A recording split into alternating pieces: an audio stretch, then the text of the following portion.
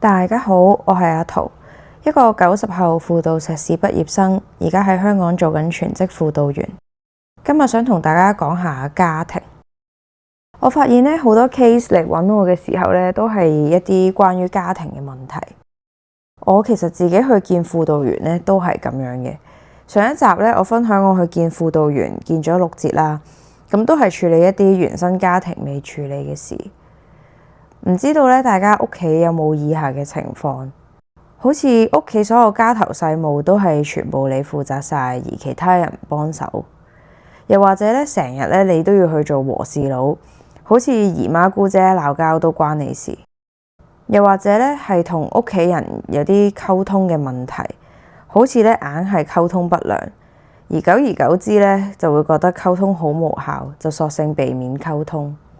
如果大家都有類似嘅煩惱咁就請大家睇到最後，希望今日嘅內容可以幫到大家。第一樣嘢，屋企嘅事好似咩都係你負責做，而其他人唔幫手。首先就想同大家講下家庭治療大師 Bowen 講嘅家庭系統理論。Bowen 就話屋企係一個系統嚟嘅。假如一個屋企有 ABCDE 5樣嘢要做，例如洗衫、煮飯、拖地、湊仔、搵錢。咁當有人洗咗衫其他人就唔會去洗衫啦。如果有人拖咗地其他人就唔會去拖地。如果你係覺得所有屋企家頭細務都係你負責做晒，而其他人唔幫手你可以留意下會唔會係因為所有嘢都俾你做晒，咁其他人自然就好似冇乜嘢可以做啦。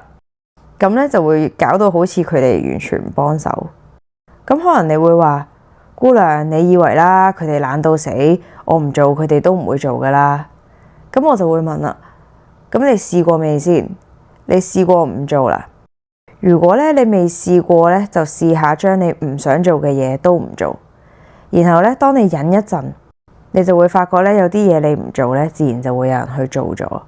如果你已經試過唔去做呢一啲嘢但其他人都完全唔喐，完全唔幫手，咁我估你會係你屋企全屋要求最高嘅嗰一個人，都未等到人哋去做嘅時候其實你已經忍唔住出手去做，咁就會出現一個 over functioning 嘅情況。記得大家唔好將咩都攬晒上身，要識得放手俾其他人去負翻佢哋應該負嘅責任。如果唔係你就會好辛苦噶啦。第二樣嘢就係，如果你發覺成日你都要去做和事佬啦，好似所有人嘅關係都同你有關咁樣，咁你就可以留意下，你會唔會係喺關係上面都有過度參與嘅情況出現。Bowen 就話啦，其實兩個人嘅情緒系統天生就係冇咁穩定嘅。如果可以拉多個人入嚟形成一個三角關係咁就會令到成個情緒系統更加穩定。咁Bowen 就話呢一個係叫做 triangulation 啦。咁常見嘅三角關係就好似夫妻之間嘅關係會牽扯埋仔女入嚟嘅。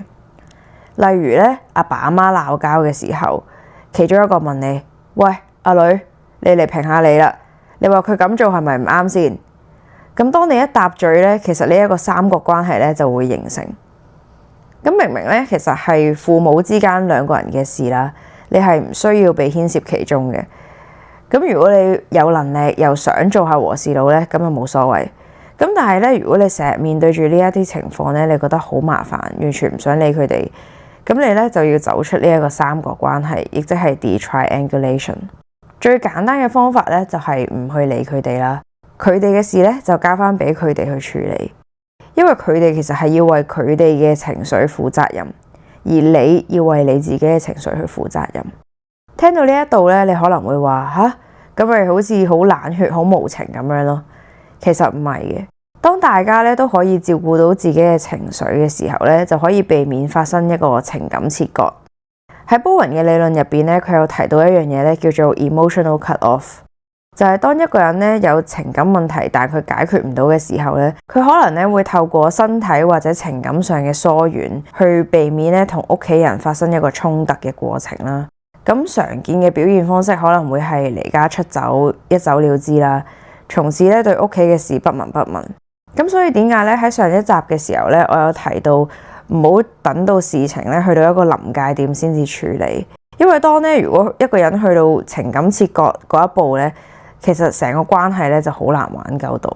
當咧一個人去做呢一個情感切割嘅決定咧，喺其他人嘅眼中睇落可能好絕情啦，但係其實咧喺絕情嘅背後咧係無助同埋絕望。咁所以咧希望大家咧都可以好好照顧自己先，如果有餘力咧先至去幫人，咁樣咧其實係對自己對其他人都好。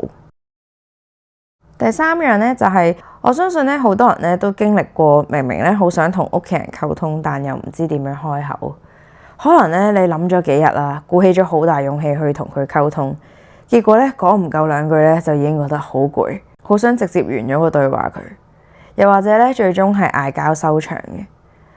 我覺得呢一樣嘢咧同我哋嘅文化咧好有關。華人嘅文化咧，父母都好中意用否定式關愛。唔知你有冇聽過呢一個 term 啦？我就幾中意呢個字嘅。係啦，其實就係父母可能會潑下你冷水啦，講一啲嘢去打擊你啦。咁好多時咧，我哋就會接收到否定。咁關愛咧，其實就唔係好接收到嘅。如果咧你唔想再用呢一個方式去同屋企人溝通咧，咁今日咧有個方法咧介紹俾大家，大家可以試下用非暴力溝通。呢一個非暴力溝通咧有4部曲嘅。第一步咧就係陳述事實，第二步咧就係陳述感受，第三步咧就係表達同理心，第四步咧就係表達自己嘅期望。舉個例子啊，例如咧你發覺最近嘅家務都係你做，咁咧你就可以試下講，我發覺咧最近嗰1個月咧都係我收咗工返嚟洗衫，我覺得好攰。我知道咧可能你收咗工咧你都覺得好攰，咁但係咧我希望咧可以係大家輪流做家務嘅，係我洗1個月，你洗1個月。當大家咧嘗試去陳述事實同埋期望嘅時候咧，如果可以咧就有咁具體得咁具體。再俾多個例子大家，例如咧當你父母嗌交嘅時候咧，你發覺佢又想拉你入去呢一個三角關係，你可以話，我見到你哋嗌交咧已經覺得好唔開心。當你咧要我去評論邊個啱同唔啱咧，我覺得好煩。我估咧你哋咁樣溝通咧其實都好攰，不如我哋一齊睇附圖。總結一下咧今日嘅內容咧，第一樣咧，如果你覺得咧屋企嘅嘢都係你做晒咧，可以留意下自己有冇做得太多啦。咁如果可以嘅時候咧，大家就忍下手，試下唔好做，睇下會唔會有人同你分擔啦。如果都係冇嘅，咁你就可以試下主動邀請屋企人同你分擔一下。第二樣咧就係，如果你覺得咧好似咩關係咧都同你有關，然後你覺得好辛苦喎，即係已經 handle 唔到啦，咁你可以留意下自己有冇捲入太多嘅三角關係啦。需要嘅時候咧就跳出呢一個三角，好好照顧自己嘅感受，唔好等到咧自己頂唔順嘅時候咧，直接有一個情感嘅切割。第三咧就係，如果你係想同屋企人改善呢個溝通情況咧，可以試下用非暴力溝通4部曲，分別就係陳述事實、陳述感受、表達同理心同埋表達期望。最後咧就想同大家分享一個概念，呢個概念咧就係叫做我哋都係第一次。我哋咧都係第一次做人哋嘅父母啦，我哋都係第一次做人哋嘅子女。多啲咧去接納自己，做得唔好嘅嘢咧，咪睇下有啲咩方法下次做得更好。只要我哋有心咧，我相信大家咧都可以做到。